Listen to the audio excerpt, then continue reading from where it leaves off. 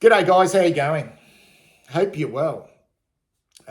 24 hours or so out from our round 5 clash against the West Coast Eagles gather round at the Adelaide Oval. It's a Saturday afternoon game, an early-ish one.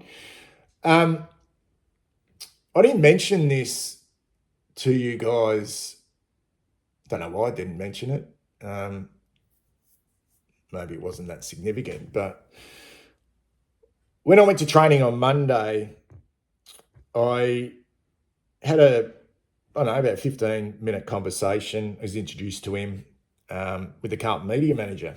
It was really fruitful. He's a great guy, Carlton supporter, tough job. I knew that before speaking to him. They've got probably really tough job at the football club, trying to paint the club in a positive light,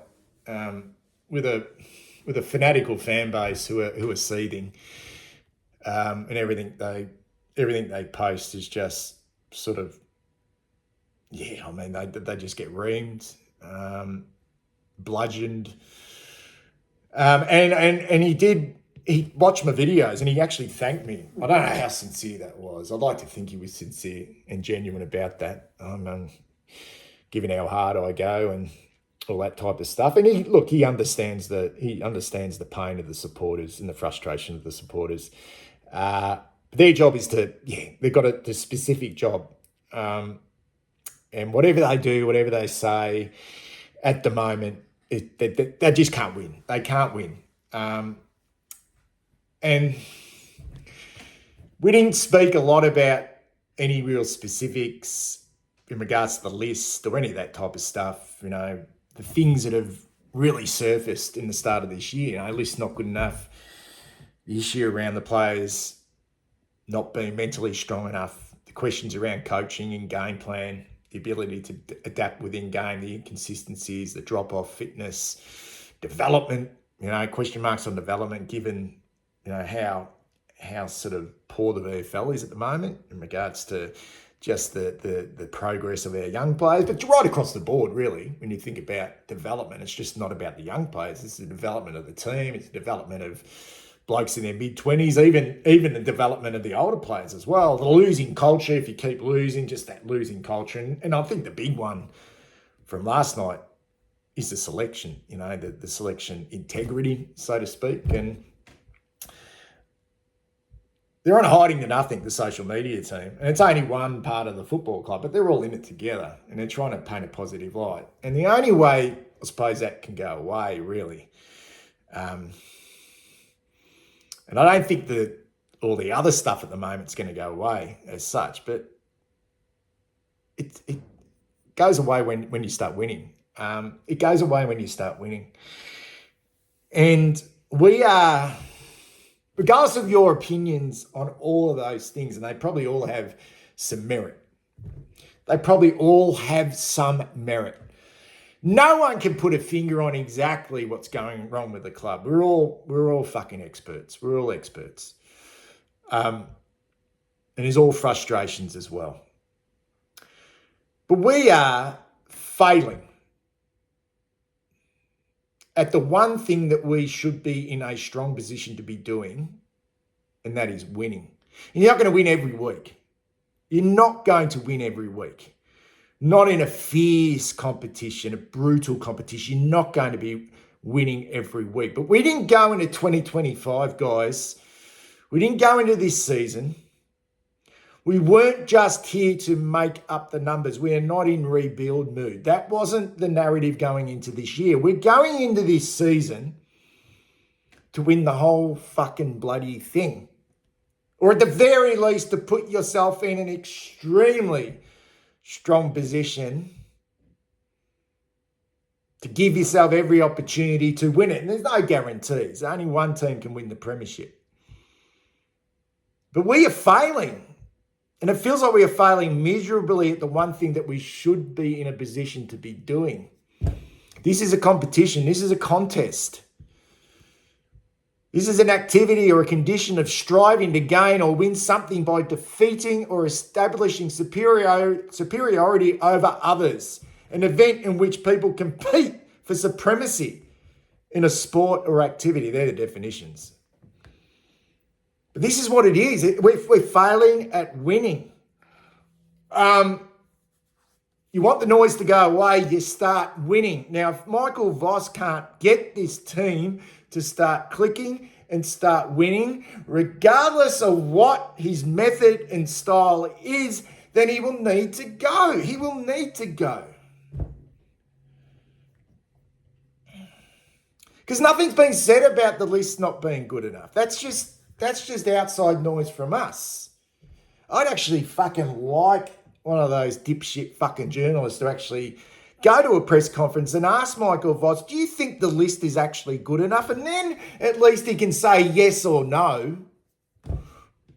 But they never ask that question. Do you actually think the list is good enough, Michael? Because it appears like it's not. No one ever asks that.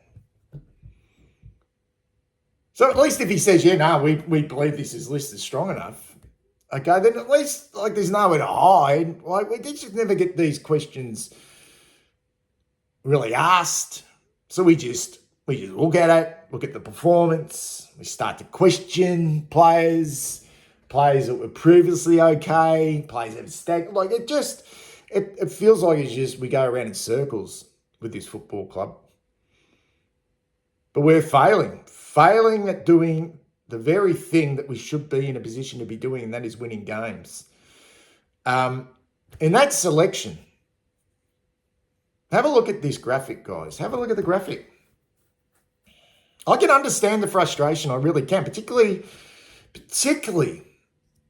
after the press conference where he was seething. You could see it. He was seething. And what brutal conversations were had. What brutal conversations. It was all about honest conversations. Like, it was all about that. And we need to have like these honest conversations. And honest conversations is you are in poor form.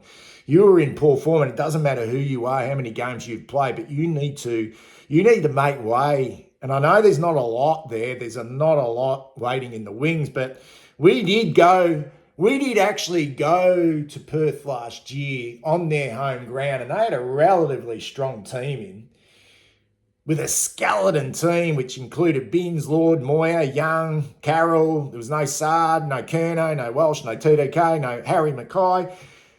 And we beat them by 65 points. And the energy from those young players in that game, and they found something in that one game.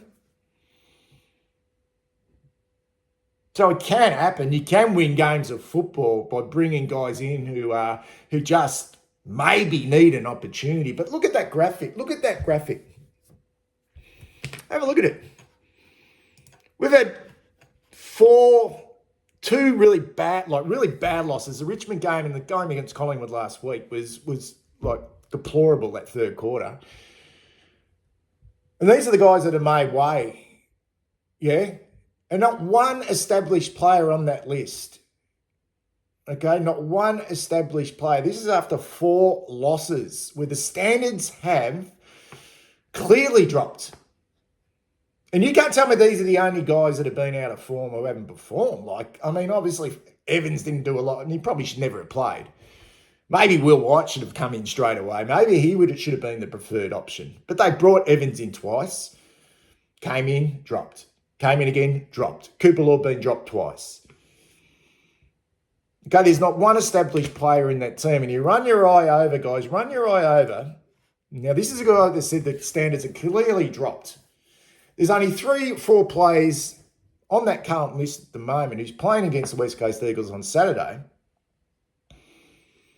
He would say are anywhere near. And players are their form's going to fluctuate. It's not about that. But to have so many down, and clearly, if you're talking about standards, okay, it just can't be the guys that are being dropped. It just can't be Lewis Young. It just can't be Ashton Moyer or Cooper Lord. It just can't be. So Zach Williams, Mitch McGovern, look at all the players. Silvani, Hewitt, the Conning, and maybe Wiedering at a pinch. The only 4 players that are playing somewhere near their best. The rest have been super inconsistent, had tiny little moments, and you could mount a case that all the standards are dropped right across the board with the rest of those players, including the skipper, who we're never going to drop, who's had 2 really poor games over the last couple of weeks. But this is the list. This is the team that he's entrusting. That's as simple as that. So I'm not going to beat myself up over it. I'm not going to beat myself over it, because as much as it's now, it just comes down to winning. It's got to that point in time. It's always been about winning, but like this, there's no leeway here anymore. Like, this game has got to be won. It's not a foregone conclusion, but it's got to be won. And if this is a team he wants to take out, this is a team that he thinks will win this game of football, then so be it. Okay? I won't be stupid enough to think that just because we win this game against the Eagles, who are like they're in battle street, but they on the road, they actually push the Brisbane Lions. Like, they're not monks. Like, they're not monks. They've got more probably problems than fucking than Britney Spears, but they're not monks. Okay, there's some talent there. And if it does click, and if they do get some energy, and if they do sense that we are second guessing ourselves, which we have done, and I feel like Andrew McQualter is the type of coach, new coach, that could potentially get this group up for this game on the road. It could go either way. It could go, I mean, I'm fully expecting us to probably win this game, but does it mean anything in the context of the season thus far? No, but it is, we're in this caper to fucking win, and we're losing. And the more you keep losing, you can't hold on to your job. You can't hold on to your job. It's as simple as that. And if it means it's got to start here, if it means it's got to start against an opponent which is struggling, which appears brittle, then so be it. But we know we're not going to be necessarily fooled by this. We can't be. Just like we're not necessarily going to be fooled if we butter her up and win a second game in a row against North Melbourne, or even if we come out and beat Geelong in 3 weeks' time when we had 3 on the trot. And you look at last night's game, and this is what you look at that game, and you look at the way it was played, and not saying it's easy to score. It's not easy to score, but these teams that played last night, it was a terrific game of football. It was about scoring. It's about scoring. And the way they scored, in the different ways they have scored, with ball movement and class and skill. And you look at Geelong and how competent they are, just competent. And you look at us and you feel like we are incompetent, but then you sort of run into a dead end, guys, and you go, it was only less than 12 months ago that we touched Geelong up by 63 points. And you think, well, what was that all about? What the fuck was that all about? And you think, well, does every dog just have its day? Did Geelong have a bad game? Because that's what it seems like. And even the mob we're playing, like, we took a skeleton team over there last year and beat the Eagles by 65 points with half a team. It feels like really bad at the moment, like really bad, but you take a little bit of a closer look and you're just trying to look for the positives, whatever positives you can find. And the fact that we can't score with the ball movement and the synergy inside forward 50, which is a huge concern considering the way the game is played. Are the Eagles any good at that either? I don't know. I haven't watched them a lot. You look at their front half and it looks like they've got some weapons with Oscar Allen and Jake Waterman. I mean, Waterman's back in, but Oscar Allen's been out of form and there's all stuff going on about him at the moment. But Liam Ryan can play when he's up and about. But we can't score.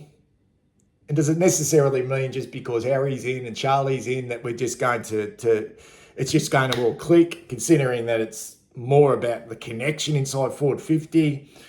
Durden's back in off the back of 12 possessions in the VFL, and I know he crunched 13 tackles. Maybe that opens it up for some of our other small forwards. The fact that that's one area of his game that we really need him to bring, and he seems to be in reasonable form with that he's tackling really hard and he's got his body back in reasonable shape. Who fucking knows? It feels like it's still a cumbersome big back line. But you look at the points against, and we've got the same amount of points against as the Brisbane Lions, who were second on the ladder, which means we're kind of restricting the opposition, potentially restricting their ball movement and actually holding up okay defensively across the ground, which is like, what does it all mean? You know what it all means? It just means winning a game of football. That's what it means. Regardless of all the noise, all the negativity, if you want it to go away just for a little bit, you win on Saturday against the West Coast Eagles. If you want to be taken really seriously, you get on a really strong run, and you get players back into form. You develop the game, and who fucking knows. Anyway, let's see how we go tomorrow, guys. Speak soon.